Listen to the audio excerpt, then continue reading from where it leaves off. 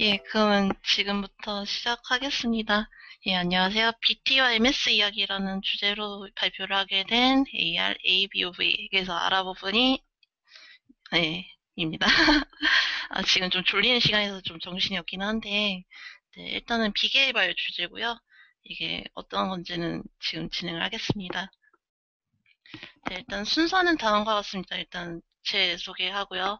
그리고 이 주제로 왜 발표를 하게 되는지 그 이유 말씀드리고요.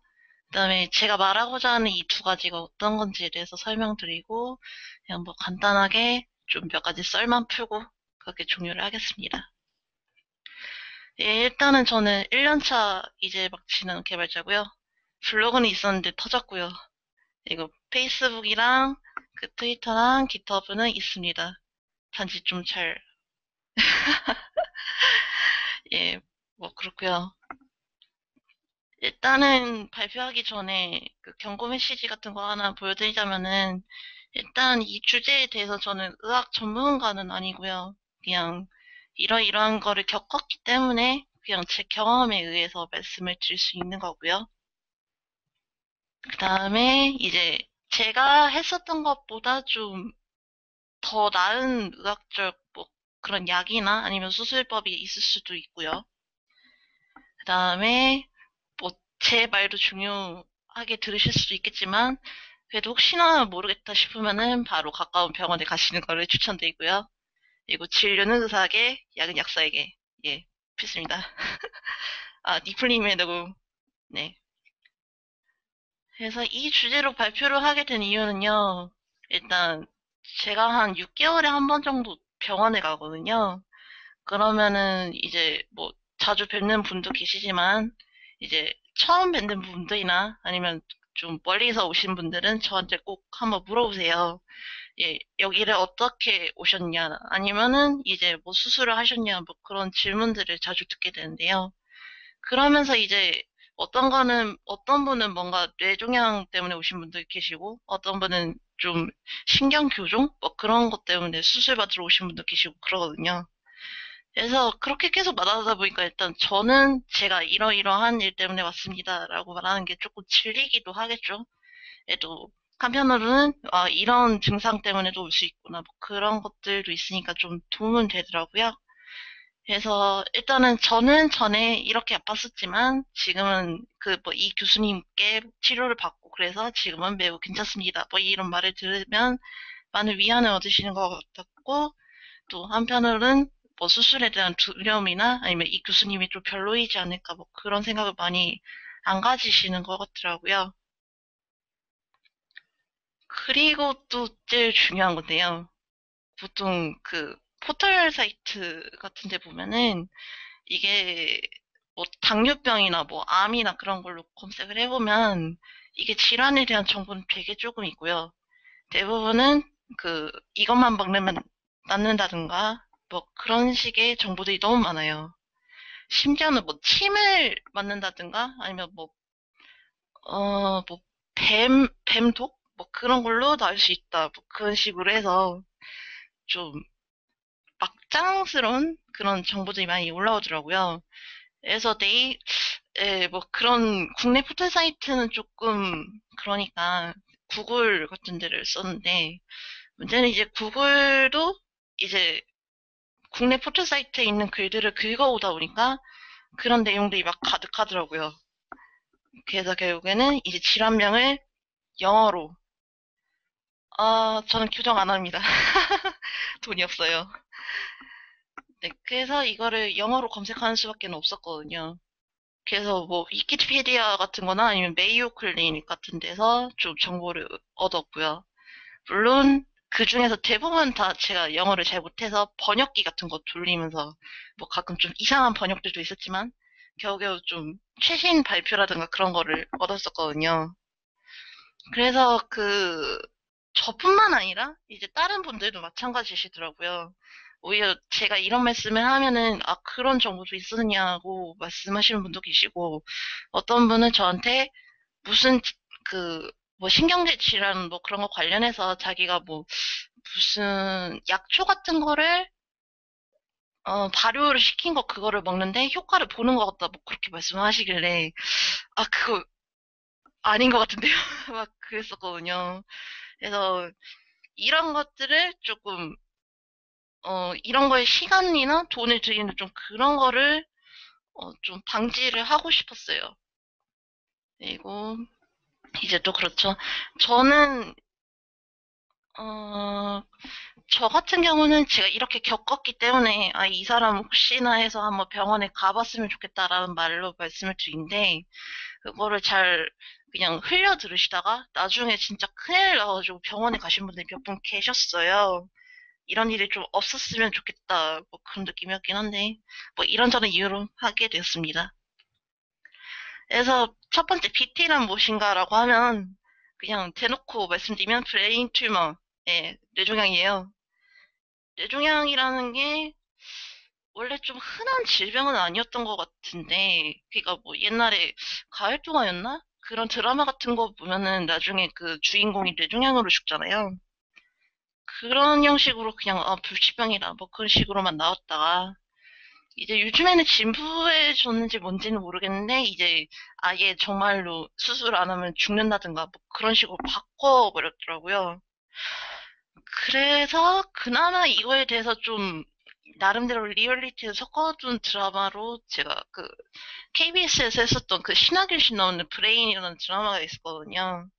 그래서 그거랑 그 뭐 명의 같은 그 EBS에서 하는 다큐 비슷한 거랑 뭐 극한 직업 극한 직업 같은 경우는 좀 도움이 됐었어요, 의외로. 왜냐면 그게 나중에 뇌종양 수술을 하게 되면은 이러이러한 과정을 겪는다 그거를 거기서 다 배웠거든요. 그래서 이거 같은 경우도 어차피 암 환자, 그러니까 뇌종양을 포함해서 뭐 위암이나 간암이나 그런 그 중병에 걸리셨으면은 이제 그 수술이나 그런 걸 하면서 산정 특례라는 걸 받게 되거든요. 이게 병원에서 말을 안 해주면 또 본인보다 60%로 그냥 가시는 분이 계시더라고요.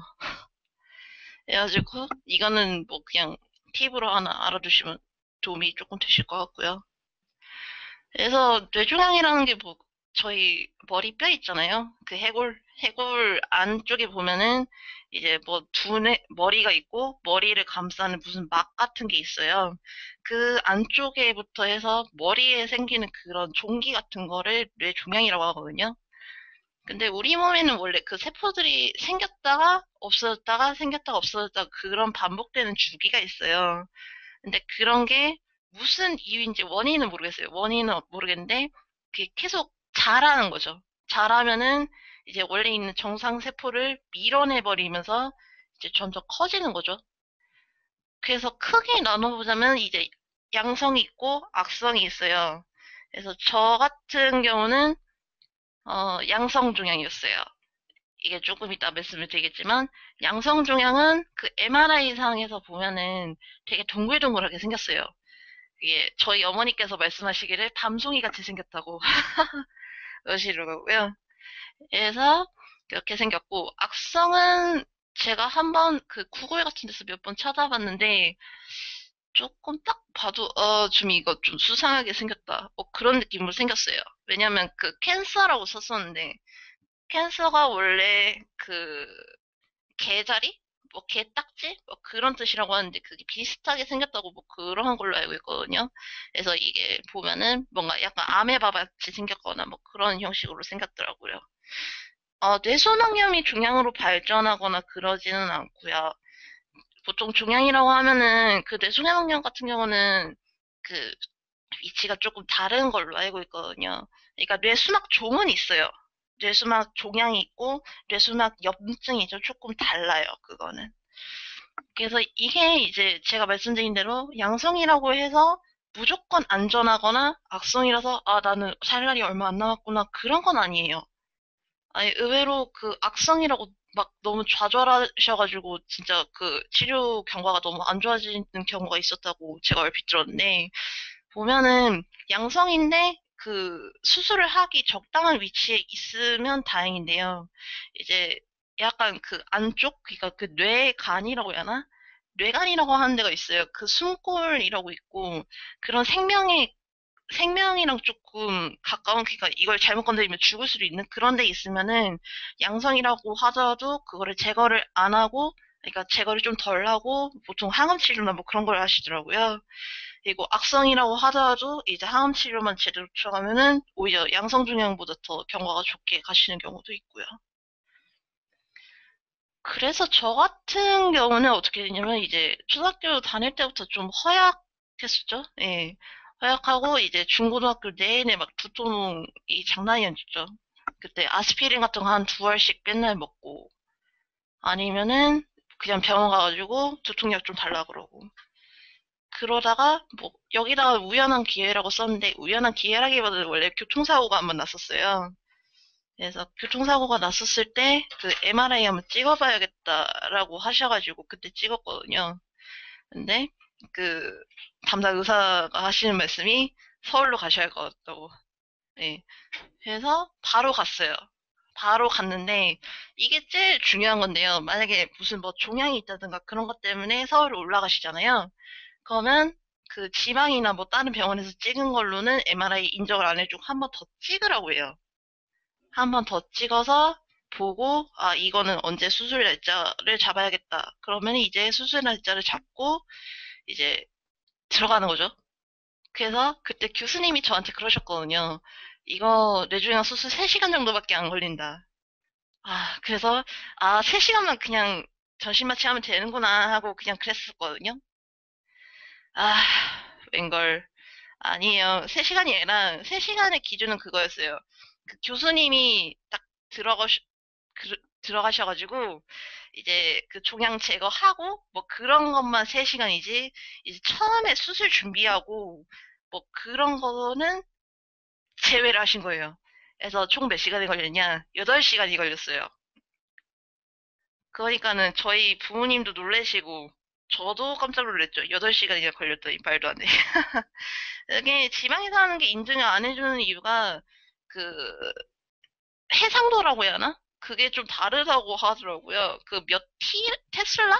단위가 뭐, 무슨 테슬라라고 하는 것 같은데, 그게 그 서울 쪽 병원에서 쓰는 게 최신이고 이제 거기서 거의 다 썼다 아니면 새로 기계가 들어온다 그런 것들이 지방 병원으로 내려오는 것 같더라고요. 그래서 그때 제거한 종양이 이제 성상세포종이라고 하는 양성 종양이었어요. 그래서 뭐 정형외과나 뭐 그런 데는 수술 끝나면 바로 다시 입원실로 들어가요. 근데 신경외과나 흉부외과는 아예 중환자실이 따로 있더라고요. 그래서 들어갔는데 저 같은 경우는 수술에서 이제 마취가 깨놓고 이제 저는 맨정신인데 옆에 있으신 분들이 다 좀 상태가 조금 위태로운 뭐 그런 분들이셔가지고 잠을 못 잤어요. 옆에서 맨날 코드블루 막 CPR 막 그래가지고 옆에서 막 그 의사들이 다 몰려와가지고 CPR하고 또 또 잠잠해지리나 했더니만 또 다른 데서 또 CPR하고 장난 아니었어요. 어쨌든 그래가지고 거의 한 하루에서 이틀 정도 있었는데 이제 입원실로 갔어요. 근데 입원실에 가가지고 보니까 이제 처음에 머리 수술할 때 고여있는 피를 빼려고 피주머니가 달려있는데 이제 그거를 제거를 해요. 어느 정도 있으면은. 그리고 이제 머리에 붕대를 감은 거를 이제 소독을 하는데 원래 하루에 2번인가 3번인가 하다가 그게 점점 횟수가 줄어들어요. 그다음에 이제 어느 정도 됐다 싶으면 꿰맨 거를 풀거든요. 꿰맨 거를 푸는데 보통은 뭐 찢어지거나 하면은 그 실로 꿰매잖아요. 실로 꿰매는 게 아니라 머리 같은 경우는 가죽이 조금 두꺼운가 봐요. 혹시 스테플러 같은 거 의료용 스테플러가 있는 줄 몰랐거든요. 이게 한번 그 꿰맨 거는 있지만 머리에 스테플러 같은 게 꼽혀 있어가지고 그거를 이제 다 빼줘. 다 빼고 이제 한 번 더 소독을 하고 그러고 나니까 그 다음날에 퇴원을 하러 오더라고요. 그게 딱 2주 걸렸어요. 수술하고 2주. 그래가지고 퇴원을 할 때 제가 알기로는 뭐 간질약이나 뭐 그런 걸 처방을 해준다고 들었는데 이게 교수님마다 다르고 환자마다 다른 것 같더라고요. 저는 안 먹었어요. 그 처방 안 해주시더라고요. 상태가 괜찮다고. 그래서 이제 그 수술 후에 어떻게 되느냐. 보통은 수술을 하고 나서 안 아플 수는 없어요. 그 수술 후유증이라는 게 정말 오래 가요. 오래 가고 수술을 어디를 했는지에 따라서 부작용 같은 게 조금 있을 수는 있어요. 예를 들어서 뭐 기억력이 조금 안 좋아진다든가 아니면 뭐 냄새, 뭐 후각이 더 민감해진다든가 그런 건 있어요. 뭐 그런 건 있는데 차차 시간이 지나가면서 조금은 줄어들 수는 있는 거죠. 그래서 뭐 일단은 수술 직후에는 한 3개월에 한 번씩 하고 6개월에 한 번씩 하고 하다가 이제 뭐 별 이상이 없다 하면 이제 1년마다 가는 거고요. 하지만 중요한 건 이런 종양 같은 거는 재발의 위험이 조금 있습니다. 두 번째 이제 MS, 예, 마이크로소프트도 아니고 마조세리도 아니고 다발성 경화증이라는 산정 특례가 10%가 되는 희귀난치성 질환이에요. 이거 같은 경우는 제가 정기 검진을 하다가 발견한 케이스인데 정말 힘들게 발견을 했죠. 그때 검사를 한 진료과 3개인가 돌아가면서 진짜 장난 아니게 했었거든요. 그래서 스테플러 빼는 거는 안 아파요. 왜냐면 감각이 없어요. 그게 머리에 수술을 하면은 이상하게 감각이 없더라고요. 제 머리 쪽 수술한 데를 지금 막 그 손가락으로 쳐도 별 감각이 없어요. 예, 그래가지고 일단 이 병 자체는 옛날에는 도깨비병으로도 불렸대요. 멀쩡하던 사람이 어느 날 눈이 안 보인다든가 귀가 안 들린다든가 뭐 그런 식으로 안진뱅이가 된다든가 그러다가 갑자기 또 나는 거예요. 또 멀쩡하다가 또 안 좋아지고 그런 식으로. 그래서 우리나라보다는 적도에서 조금 멀리 떨어진 국가, 주로 뭐 유럽이나 뭐 그런 데서 발병을 한다는데 이제 이게 좀 기준이 모호하기는 해요. 이게 MS 어떻게 진단을 하는가 그런 게.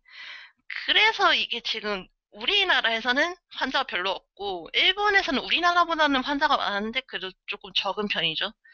그래서 주로 지금 슬랙에도 말씀하시지만 MS, 주로 뭐 이 MS 관련해서는 의학 드라마, 뭐 외국 드라마에서도 나오고, 이거랑 좀 비슷한 병이 이제 시신경 척수염이라고 있어요. 그거는 조금 다른 병이고요.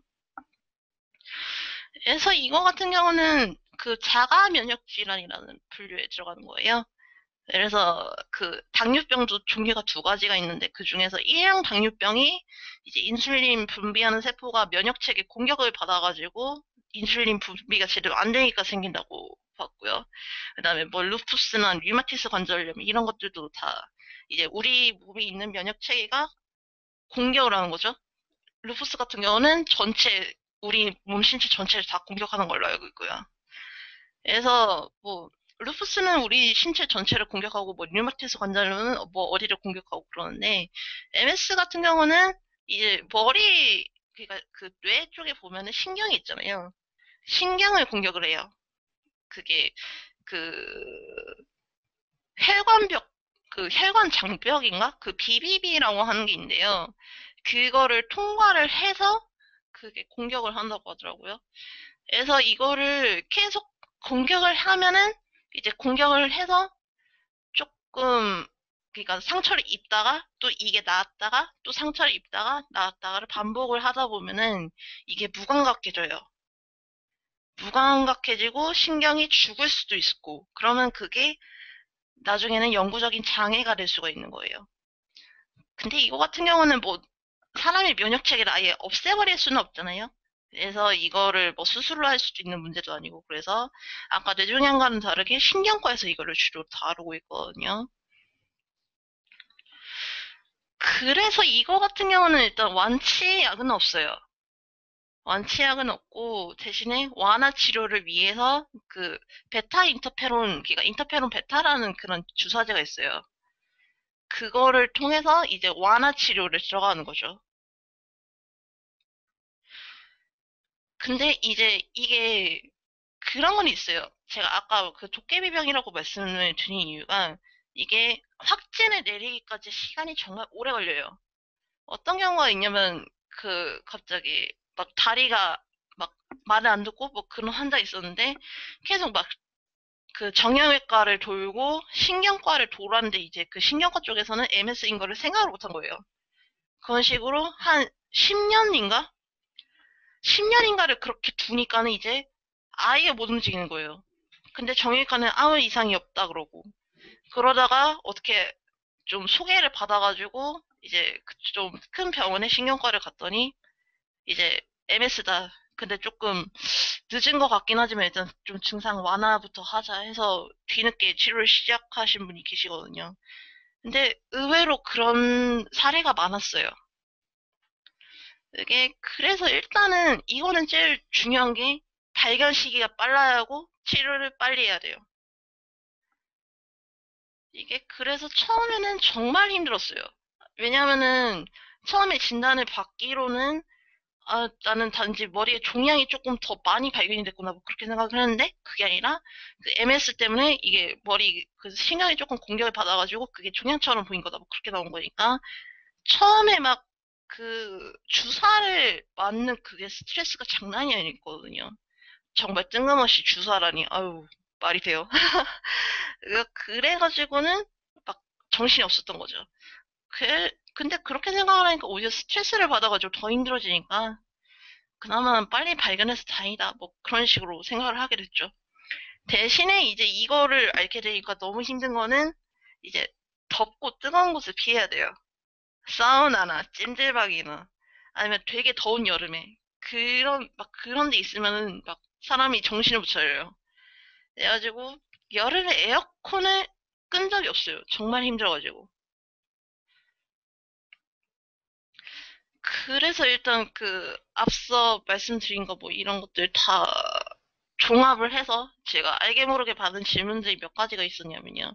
첫 번째 그 치료비 문제 같은 경우는 이제 아까 말씀드린 산정특례를 받아가지고 해결을 했는데 문제는 산정특례 같은 경우는 이제 급여로 받는 거 있잖아요. 그 보험공단에서 그 급여 지급해주는 거. 그거는 이제 5% 10%가 되는데 이제 비급여 항목이 있어요. 이제 특진료 아니면 상위 병실 뭐 그런 것들은 이제 비급여로 들어가요.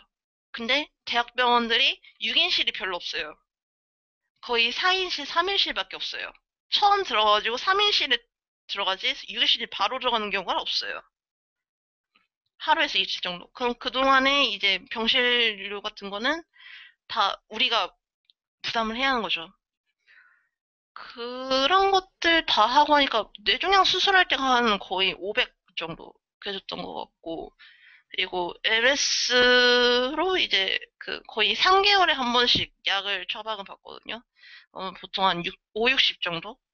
그나마 이게 특례를 받아가지고 그 10% 특례를 받아가지고 그 정도 주는 거고 만약에 그게 안 되는 그러니까 조금 미묘하게 확진이 안 난 뭐 그런 경우에는 특례를 못 받거든요. 그러면 이제 200, 300 막 그렇게 뛰어오르는 거예요.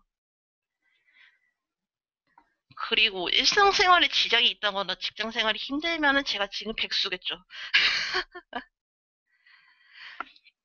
그리고 뭐 치료를 받으러 뭐 한국을 떠나서 다른 나라로 갈 생각이 있느냐 아니면 뭐 양의학이 아닌 다른 치료 방법을 써볼 생각이 있느냐 뭐 이 질문을 한꺼번에 묶어서 설명을 해드리자면 일단 치료를 그러니까 심리학은 우리나라보다 외국에 더 많아요. 근데 그 외국에 있는 그 약들을 우리나라에서처럼 산정특례를 받아가면서 조금 싼 가격을 받을 수 있느냐 그거를 장담을 못해요. 왜냐면 거기도 이제 그 아직 임상 실험이 좀 덜 돼 있거나 아니면 서양인들한테는 이게 딱 맞는데 동양 사람한테는 이게 안 만들 수가 있잖아요. 그래가지고 좀 치료를 꺼려 하시는 것 같기도 하고. 그리고 또 얼마 전에는 이제 그 MS 관련해서 조금 치료 약간 완화되게 해주는 거에 그 치료용 대막? 뭐 그런 게 있다고 하는데 그런 거를 쓸 수는 없잖아요. 일단은 그냥 한국에서 어떻게 좀 10년 이상 그나마 안정된 게 베타 인터페론이니까 그거를 계속 맞으면서 경과를 지켜보는 거죠. 그리고 다른 치료 방법은 뭐 한의학이나 뭐 그런 거는 전 별로 신뢰는 안 하고 있습니다. 그쪽을 신뢰를 했다가 피를 본 케이스를 제가 몇 번을 봐가지고 그리고 그 주치 교수님 같은 경우는 믿어야죠. 아니, 주치의를 안 믿으면 누구를 믿을까요? 아니, 라포라고 해야 하나요? 그런 애착 관계? 환자와 의사와의 그런 관계가 유지가 안 되면은, 환자가 갈아타든가 뭐, 그렇게 하셔야 할 것 같아요, 보면은. 아, 그리고 그 4인실까지는, 예, 그렇게 적용이 되는데, 문제는 4인실을 만든 데가 별로 없어요. 좀 꼼수를 부려가지고 이게 보면은 제일 작은 인실이 뭔가 좀 3인실, 아니, 제일 많은 데가 3인실, 5인실? 뭐 그런 식으로 해가지고 좀 꼼수를 부려놓은 데가 있고요. 이제 그 병이 재발하면 어떤 기분일 것 같으냐는 뭐 그런 질문도 들어본 적은 있어요. 근데 병이 재발하면 기분은 안 좋겠죠. 별로 안 좋겠죠. 저는 저 질문을 보고 진짜 열받는데 문제는 저 질문처럼 됐어요. 예, 다음 이제 마지막 슬라이드인데요. 일단은 아프니까 청춘인 게 아니라 아프면 병원에 가셔야 하고요. 그리고 암이나 실비보험 같은 거는 조건을 잘 따져보고 가입을 하시고요. 이게 솔직히 아예 없는 것보다 있는 게 낫고, 있는 것도 이제 예, 좀 혜택이 좋은? 뭐 그런 쪽. 예를 들어서 뭐 경계성 종양도 뭐 돈을 주는 뭐 그런 쪽으로 해야 할 것 같고요. 그리고 제가 이렇게 말을 좀 풀어서 설명해드렸는데도 막상 내가 좀 어디 아픈 거 아니야? 싶으면 좀 막막해지잖아요. 그럴 때일수록 그 의사를 믿고 의사를 찾아가는 게 좋다고 보입니다. 그런데 만약에 또 그런 게 있잖아요. 이 의사가 좀 나랑 안 맞는 것 같다든가 뭐 좀 또라이 아니야? 뭐 그런 생각. 좀 심하지만 그렇게 생각하는 환자도 계시더라고요. 그럴 때는 그냥 병원에서 진상을 피지 말고 그냥 다른 교수를 아까 그 어떤 질문이냐고. 예. 아까 그거거든요. 그 병이 재발하면 어떤 기분일 것 같냐는 질문을 드렸는데 그 질문처럼 됐어요. 네, 이거는 뭐 조금 노코멘트 하고요. 어쨌든 그래서 이제 그 병원 옮기거나 아니면 이제 그 해당 질환에 대해서 환호회 같은 게 있어요. 그래서 뭐 카페 같은 것도 있고 아니면 무슨 사이트 같은 것도 따로 있는데 그런 데 가가지고 나는 이 교수한테 진료를 받는데 좀 믿음이 안 가는 것 같다. 그럼 다른 병원에 좀 추천할 만한 교수가 있느냐? 뭐 그렇게 물어보셔도 돼요. 근데 그런 데서도 꼭 뭐 이상한 거 추천하는 사람이 있어요. 그러니까 예를 들어서 나는 어떤 환자 보호자인데 그 환자한테 무슨 뭐 이상한 약을 먹이니까 낫는 것 같았다. 뭐 그런 식으로 광고를 올리는 사람이 있어요. 그런 거에 홀리지 않게 조심하시고요. 지금 뭐 새벽 시간이긴 한데 이제 뭐 그렇죠. 지금도 막 그 진통제 같은 거 계속 드시면서 막 힘드실 그리고 그런 환자를 보고 계실 그 보호자가 계실 거고, 그다음에 지금 이 시간에도 잠 못 자고 계실 그 의사나 간호사님들 계실 텐데, 모두 잘 견뎌내시고 힘내셨으면 좋겠고요. 지금이라도 좀 막 진짜 정말 아프고 그러면은 꼭 병원 가시길 바라시면서 일단은 발표는 마치겠습니다. 이거 만약에 궁금하신 거 있으시면은 슬랙에다가 물어봐 주시면 정말 감사드리겠습니다. 한 2분 정도 남았는데 그 질문 한 2개 정도?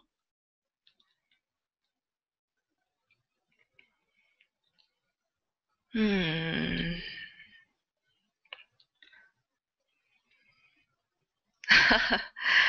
그리고 저 같은 경우는 생각보다 그렇게 많이 아픈 것도 아니고, 뭐, 예, 감사합니다. 일단 30분 딱. MS 증상 같은 경우는 정말 여러 가지예요. 이게, 왜냐면은, 제가 아까 말씀드렸다시피 다른 진료과에 막 전전한다고 말씀을 드렸잖아요. 그런 것 때문에 어떤 경우는 정말 아무런 증상도 없는데 MS 판정 받으시는 분도 계시고, 어떤 경우는 그냥 막 손이 계속 덜덜덜 떨리고 막 그랬는데 그게 알고 보니까 MS였을 경우도 있었고, 뭐 그랬었던 것 같아요. 증상이 어느 거 하나 정확히 그런 건 아니었고, 대신에 이게 검사 방법이 몇 가지가 있어요. MRI를 찍거나 아니면 요추천자라고 해서 그 척수에 물 같은 거 빼가지고 검사하는 것도 있고요. 네, 그런 걸로 확진을 내리는 걸로 알고 있습니다. 그러니까 증상이, 차라리 무슨 증상이 정확하게 있으면 좋았을 텐데, 예, 그게 좀 아쉽긴 하죠. 만약에 이게 막 질환이 계속 안 낫는 것 같고 좀 이상하다 싶으면은 신경과도 한번 가보시는 게. 예, 일단은 발표 마치겠습니다. 감사합니다.